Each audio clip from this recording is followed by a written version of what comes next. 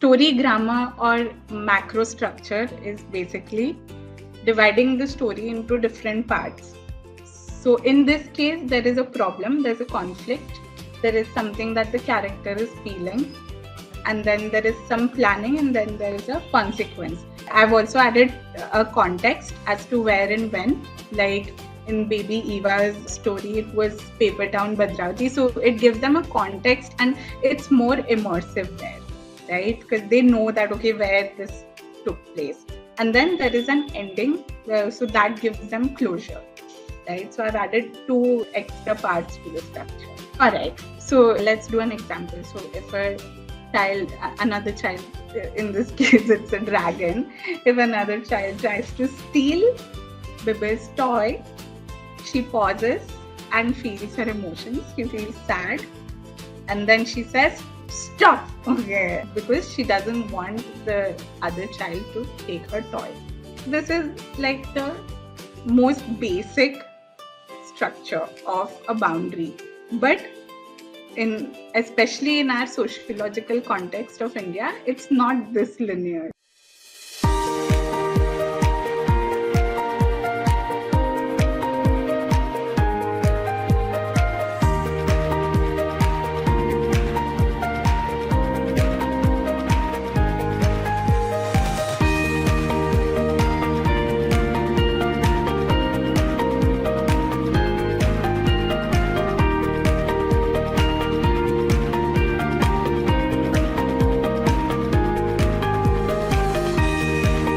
A quick revision of how the amygdala works and where the prefrontal cortex is.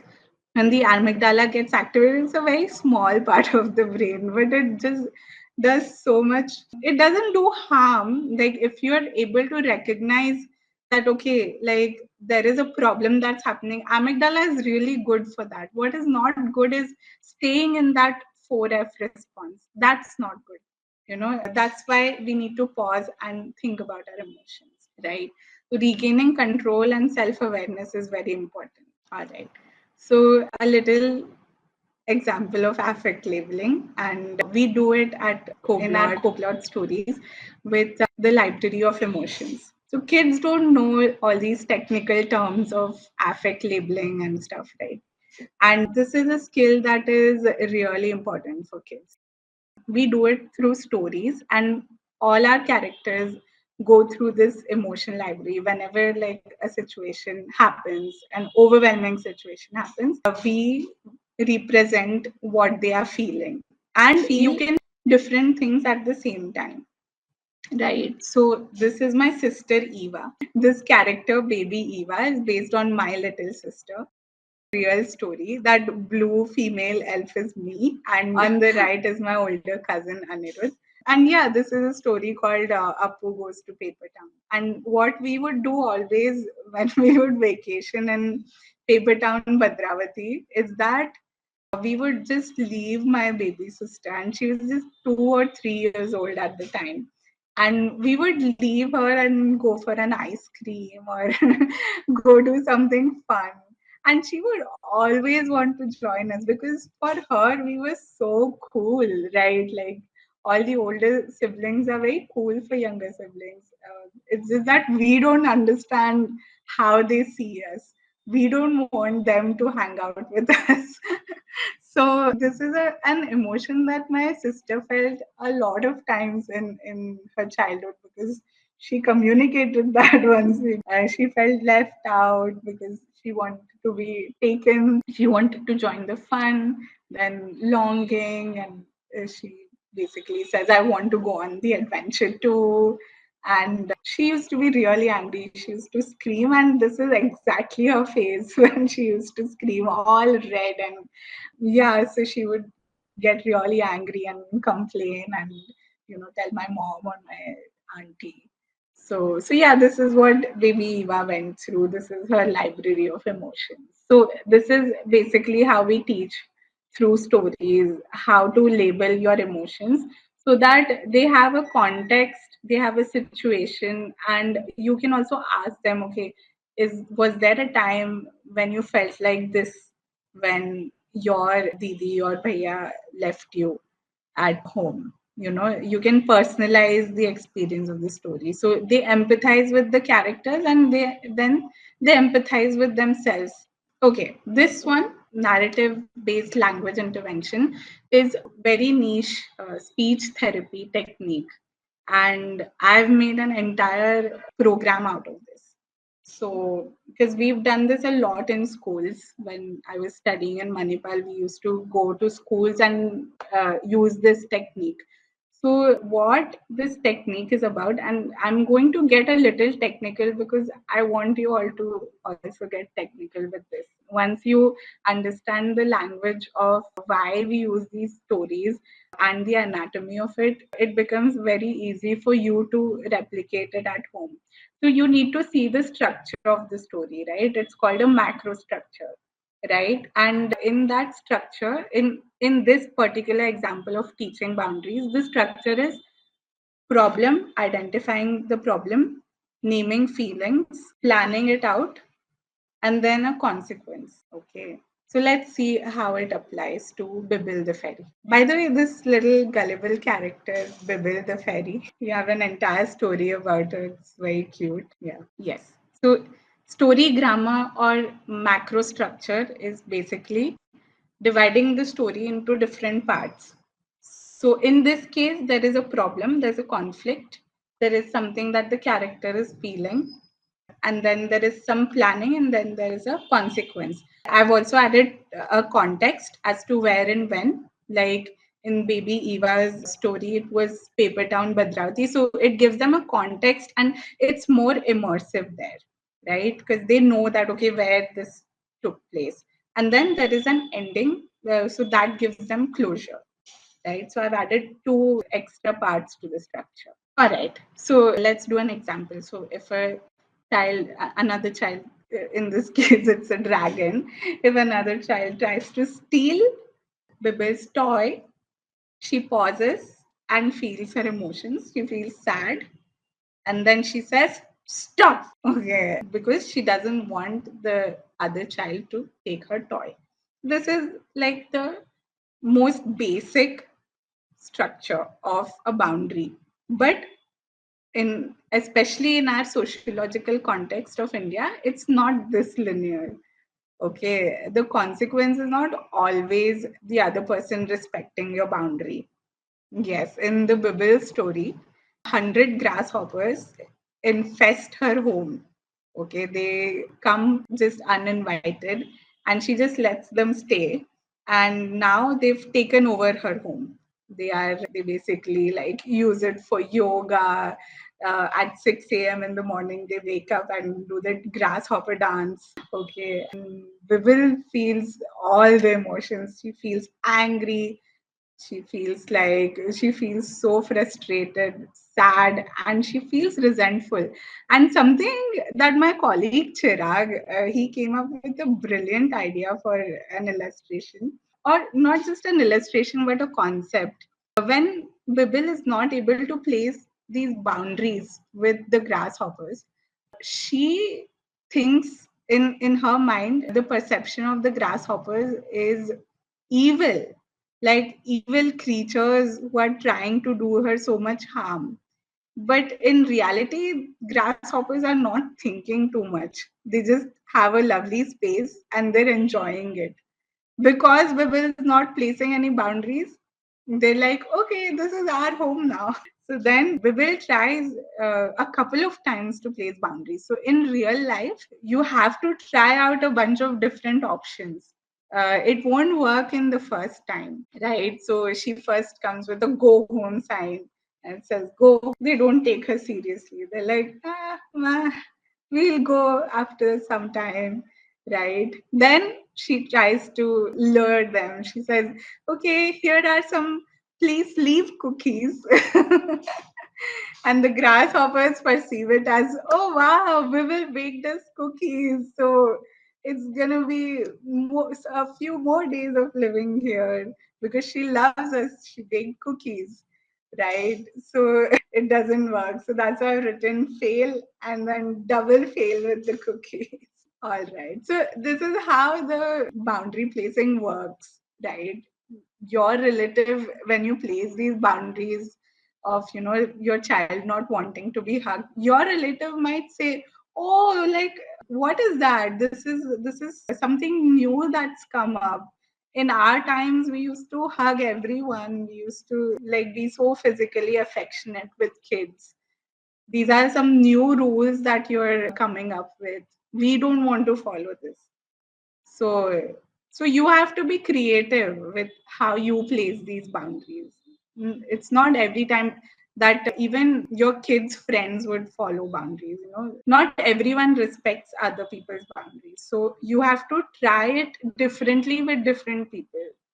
Some people might respect your boundary when you're very assertive, like, stop, no, I don't want that. No, that is a boundary that some people need, right? And some people need a lot of explanation that, see, like, my child really doesn't want to get hugged. Like, this is, you can also add an example that the other day when somebody hugged her, she just cried for a few hours, and it was really difficult to stop her from, so she gets really uncomfortable. So then, this is how, in our sociological context, a lot of psychologists say that we should place boundaries in a way where other people understand and other people can empathize with us. So there's like a lot of over explaining in our socio cultural context. Yes. So once you've identified the structure, the problem and context, problem, emotion library, naming your emotions, and then a consequence, placing boundary and a consequence, you co-construct a few stories. Like, after you've read that story, construct another story with your child. It can also be based on your child's personal experience. Okay, like, what happened after your friend took your toy? Like, so the problem becomes the friend taking the toy, and then placing boundary becomes, okay, I told her to give it back. You can also add the question of, and you should, not can, you should add the question of, how did you feel when your child took the toy? So follow the same macro structure of the previous. This is the story microstructure, the story grammar, that, as we call it, not like grammar with the punctuations or past tense, present tense. This is a syntax or the grammar of a story, basically parts of the story, the structure of the story. Okay. So, yeah, so this is what you need to remember in boundary placing: problem, feelings, plan, consequence. Just these four things. And then you can make up your own stories based on this structure. Yes.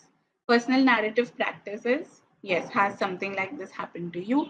So, just like the previous one, in the previous one, there's more focus on the structure. So you have to reconstruct a story that's similar to the Bible story, like a problem, feeling, placing boundaries, plan, and consequence. So focus on the structure. The next method is to ask personal questions, like, has something like this happened to you? Has someone invaded your personal space? Because I remember, it's a little embarrassing to say, but I wouldn't respect my friend's boundary when she would say, okay, it's time to go home now. I would just hang out at her place all the time. So I had problems with these boundaries. So maybe I was like the grasshopper just infesting her home. And whenever she needed to study, she'd get angry at me. And I wouldn't know why she was angry at me. I was like, yeah, you study. I'm just here chilling, right? Yeah, I was in 8th standard, like 13 years old.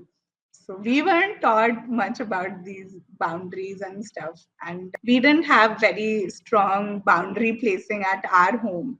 So I never knew how to respect other people's boundaries of space and time, right? So yeah, so you can ask these personal questions, like how I answered a personal question, a narrative of, me being me relating to the grasshoppers. You can ask your friend, you can ask your child the same question. Again, use the same macro structure, follow all the parts of the macro structure.